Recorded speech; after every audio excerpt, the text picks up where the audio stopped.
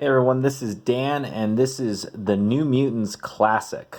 This is the trade paperback from Marvel, uh, which has stories by Chris Claremont and Bob Mcleod. And I'm going to be honest with you, I'm just going to do the graphic novel, which is the first one, which is, I believe this is Marvel graphic novel number 4. Was that right? What the hell? Oh, dude, you buy this for freaking $6 back in the day? It's kind of expensive for a graphic novel.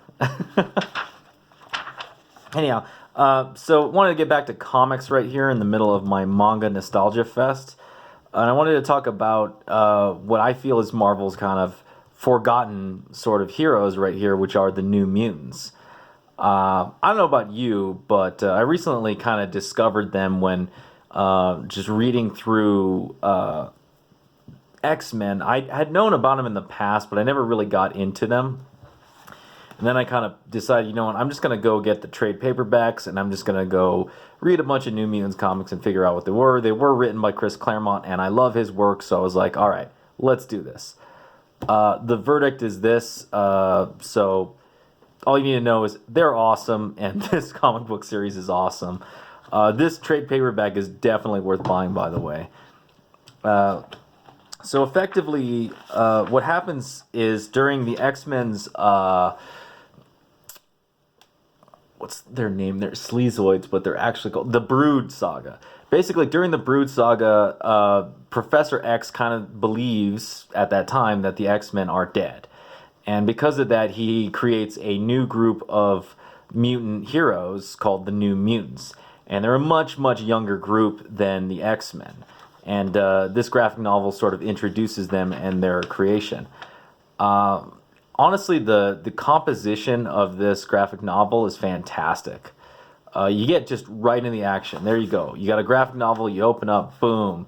There's a wolf jumping over a lady. And then you get an introduction to Ron Sinclair, Wolfsbane, and her issue right here, which is that her mutant powers are starting to show, and her power being the ability to sort of turn into a wolf or a transitional werewolf form. And it's really, really fast. And this is very typical of Claremont and really Marvel style back in the day of very compressed storytelling. A lot happens in literally what amounts to 3 pages. Then you jump over and we're all the way, this was in Scotland, now we're in Brazil. You get an introduction to Robert DaCosta. His powers, show up. You get now we jump over to Kentucky. You get introduction to Sam Guthrie, his situation. A lot of great background story going on for all these characters. You really, as you're reading through it, you really kind of, feel for these characters. And this is very typical of Chris Claremont and his writing style. You really get into these characters. His power shows up. And then probably my favorite character out of the New Mutants, which is Dani Moonstar.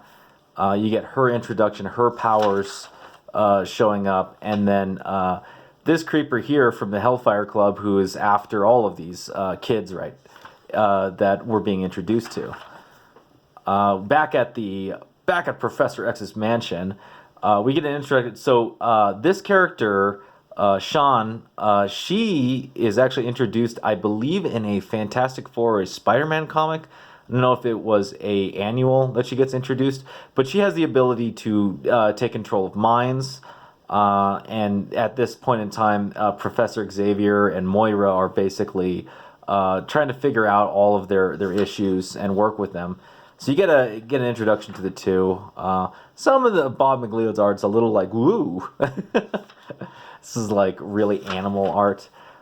This series gets very interesting when Bill Sienkiewicz ends up taking it over.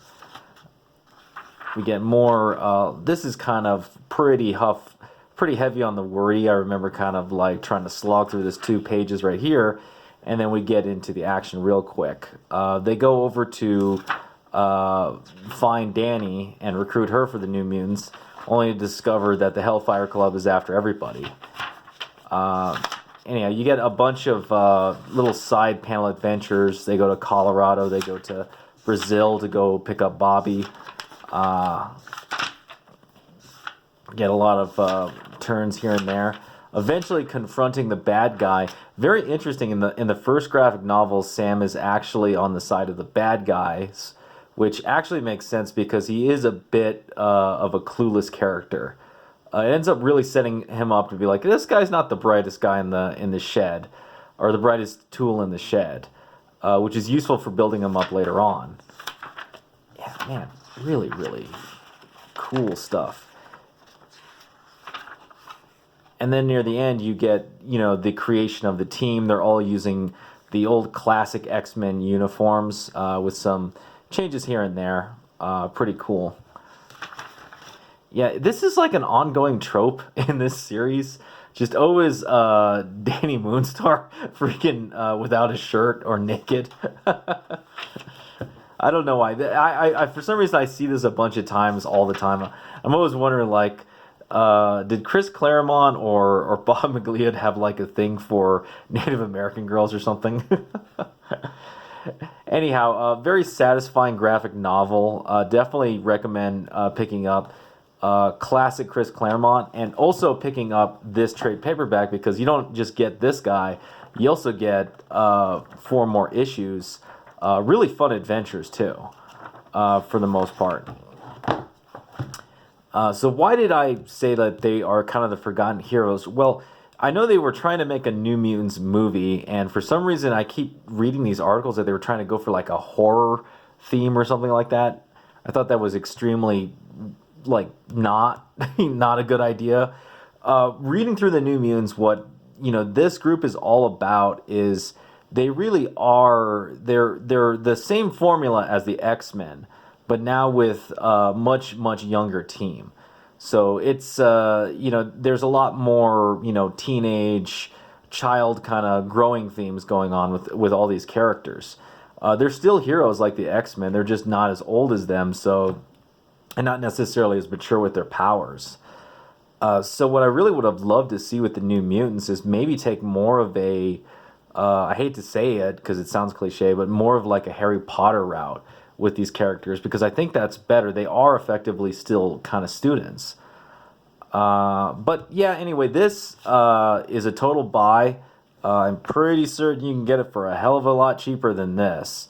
Yeah, this is kind of pricey. I would totally look for this on eBay and Amazon. I'll try and drop some links down below for you guys. I think you can get this very cheap. If you get volumes 1 through 7, that's pretty much Claremont's entire run on them, and I believe Louise Simonson takes over after that. But yeah, totally recommend it. If you like this video, hit the thumbs up, and subscribe if you haven't subscribed. Hit the bell for notifications. And if you have any comments on the New Mutants or this trade paperback, or really, honestly, the New Mutants, the graphic novel, please let me know down below, and I will see you next time.